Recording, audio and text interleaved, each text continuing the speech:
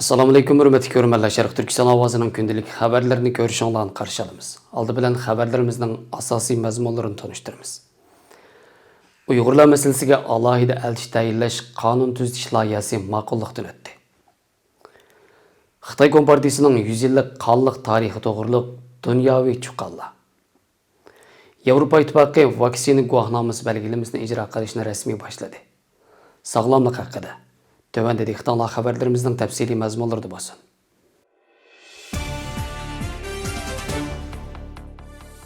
Amerika Avon Palata əzası Christopher Sims'nin Xitay Kompartiyasının Şərq Türkistandakı irqi qırğınçılığa qarşı Amerikanın alohida elçi tayinlash qonun tuzitish loyihasi 1-iyul Avon Palatasının Tashqi ishlar komitetida mutlaq ko'p sonli ovoz bilan ma'qullandi.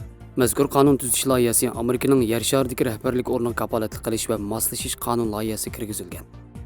Christopher Sims mazkur qonun tuzitish loyihasini Tashqi ishlar komitetida ovoz qo'yilishining bir kuni oldida o'ttirib qo'ygan edi.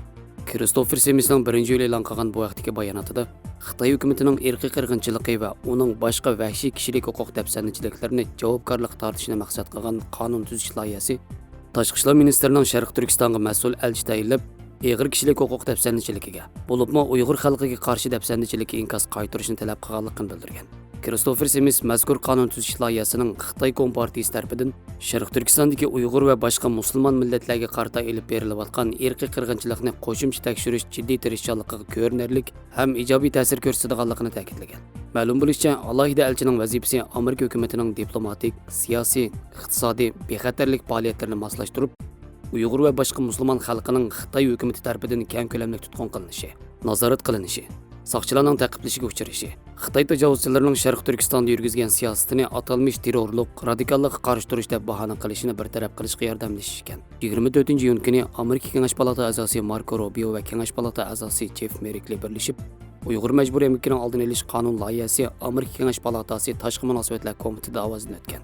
Qonun loyihasining Kengash palata Tashqi munosabatlar komitetidan o'tishi Xitoy hukumatining Uyg'urlarga qaratgan irqiy qirg'inchiligi va Uyg'urlarning majburiy emgaki badaliga foyda olishni cheklashdagi muhim qadamlardan biri bo'lgan. 1-iyul kuni Amerika Davlat Majlisi Xitoy ishlari komitetining qo'sh raislaridan Kengash palata a'zosi Jeff Merkley bilan Avon palata a'zosi James McGovern Birlashgan Davlatlar Tashkiloti bosh kotibi Antonio Guterresga ochiq xat e'lon qilib, uni Xitoyning ig'ir kishilik huquq dafsandichiligini yaqindan kuzatish uchun darhol tadbir qo'llanishga, baholab chiqishga chaqirgan. Shundaqla Uyg'urlarning vaziyatini alohida tilga olgan. Ochiq xatda ishonchli dokladlarning necha millionlagan Uyg'ur va boshqa musulmon millatlarning Sharq Turkistondagi har qaysi cho'ng tipli jazo lagerlarida tutib turilayotganligi yoki Xitoyning boshqa joylaridagi turma sistemalariga o'tkazilganligini ko'rsatayotganligini bildirib, lagerlar to'rining g'oyat zo'r ko'lamini ko'z tutganda Xitoy hukumatining dastlabda lagerlarning mavjudligini rad qilishi, keyin lagerlarni asabiylikka qarshi turish tadbiri deyishi yoki ixtiyoriy kasbiy tarbiyalash deb aqlishi ishonchli emasligini. Bir yil avval 50 dan ortiq Birlashgan Davlatlar Tashkiloti alohida mutaxassisning chaqiriq e'lon qilib, Xitoyning kunsiri nacharlashayotgan kishilik huquq vaziyatini hal qilish uchun keskin tadbir qo'llanishni talab qilganligini naql keltirib, Birlashgan Davlatlar Tashkiloti bosh kotibining bu talabni amaliylashtirish uchun nima ishlarni qilganligi, jiddiy tadbir qo'llanishga qanday to'salg'ularning borligini doklad qilishga chaqirgan.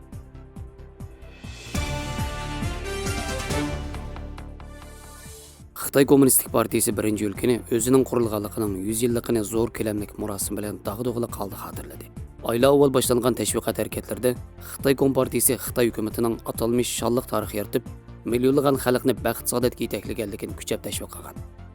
Xi Jinping hokimiyati 5 milliondan ortiq Uyg'urni lagerlarga qamab, irqiy qirg'inchilik bilan shug'ullanayotgan.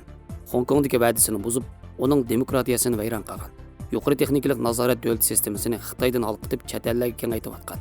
Bir qator siyosatlar bilan dunyoning mavjud demokratik qimmat qarashlari asosidagi sistemasiga buzg'unchilik qilayotgan. Amerika va Yevropadagi g'arb ellarining tanqidiga uchrayotgan bir mezgilda kelgan bu 100 yillik xotir kuni chet ellarda kuchli diqqat qo'zg'agan.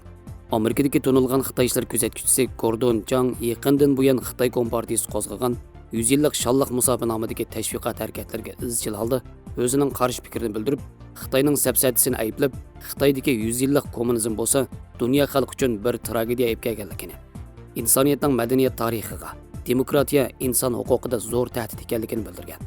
Darvaqa Xitoy Kompartiyasi qurilganligining 100 yilligini tabriklashga tayyorlik qilayotgan kunlarda Amerikaning har ikki partiyadan bo'lgan davlat majlisi a'zolari Xitoy Kompartiyasining 100 yildan buyon o'z fuqarolariga qaratgan zulmini ayblash haqida bir qaror loyihasi tunishtirgan. 25 kuni Avam Palata a'zosi Mike Gallagher boshchiligida tonishtirilgan qarorda Xitoy Kompartiyasining 1930 yillardan tortib bugungacha bo'lgan arliqda yurgizgan 30 dan ortiq jinoyat sharhlangan bo'lib, ularning ichidagi gavdaliklari cho'ng sakrab ilgirlash va madaniyat inqilobida millionlarcha odamning o'lishi va tutqun qilinishi, Tiananmen o'quvchilar harakatining qonliq bostirilishi, Sharq Turkiston, Tibet va Hong Kongdagi bostirishlarni o'z ichiga olgan. Avam Palata a'zosi Mike Gallagher va Avam Palata a'zosi Michael McCall qaror loyihasi haqidagi bayonotlarda vahima va zulm geniga singib ketgan Xitoy Kompartiyasi 100 yilligini tabriklab, o'zining ziyonli harakatlarini qonunlashtirmoqchi bo'layotgan mushkullarda uning asli mohiyatini dunyoga oshkorlab berish va uning asrimizdagi demokratik qimmat qarashlarning eng zo'r kushandisi ekanligini tonutish, hal qilg'ish ahamiyatga ega deb ko'rsatgan. Amerika Davlat Majlisi a'zolari o'z bayonotida bu 100 yil tabriklaydigan 100 yil emas, aksicha u partiyaning rahimsiz hokimiyati ostida ziyonkashlik uchirgan 10 millionlagan ziyonkashlik uchirg'uvchini va bu kompartiya sodir qilgan qabih qilmishlarni aslaydigan payt degan bo'lib, Twitter qatorliq ijtimoiy taratqulardimi tabrikligidek ish yo'q hashtag ochilgan. Nurg'un davlat majlisi a'zolari, kishilik huquq faoliyatchilari va Amerikaning Birlashgan Davlatlar Tashkilotida turishliq sobiq elchisi Nikki Haley qatorliq siyosatchilari mushu hashtag ostida Xitoy Kompartiyasining 100 yillik tarixining zulmatlik va qonliq tarix ekanligini ta'kidlab, Xitoyda lagerlar qamalgan 5 milliondan ortiq Uyg'urlarni aslagan.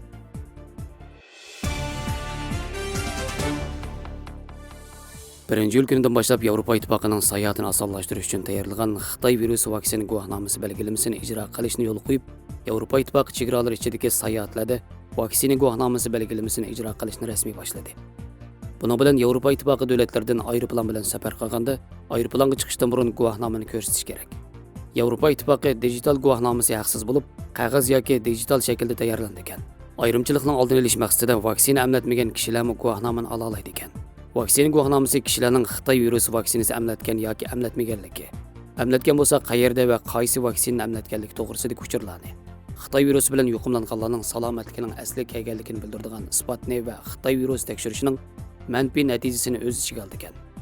Xitoy virusi tekshirish natijasining PCR test turlari sayohatdan 72 soat burun kuchga ega bo'ldi ekan. Tez tekshirish natijasi 48 soat burungi vaqtini ko'rsatadigan bo'lib, bu natijani e'tirof qilish qilmaslikni har bir davlat o'zi qaror qiladi. Yevropa Ittifoqida tasdiqlangan Pfizer, Moderna, AstraZeneca va Johnson vaksinalarining ikkinchi qatimliqini amlatib, oradan 2 hafta o'tgan kishilarga qo'shimcha sinoq yoki karantinga o'xshash choralar ko'rilmaydi ekan. Vaksina guvohnoma Yevropa Ittifoqi fuqarolariga, qaysi davlatning fuqarosi bo'lishidan qat'iy nazar oilalarga, Yevropa Ittifoqi turadigan, ammo Yevropa Ittifoqi fuqarosi bo'lmagan kishilar bilan Yevropa Ittifoqida sayohat qilish huquqiga kishilarga berilib, barliq Yevropa davlatlari bilan birlikda Islandiya, Norvegiya va Shveysariya qatorliq davlatlarda kuchga ega bo'ldi ekan.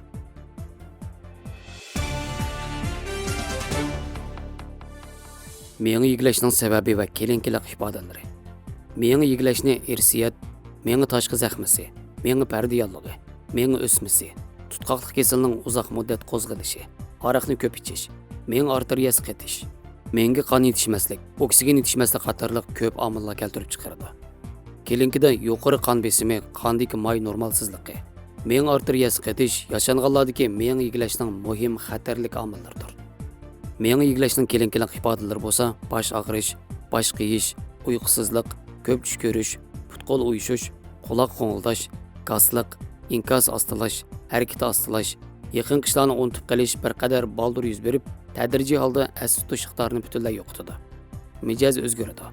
Masalan, mayus, chechilang'o, gumonxo'r, shaxsiyatchi, axloqdori chekinish, hatto butunlay devonlik ahvolga kelib chiqadi.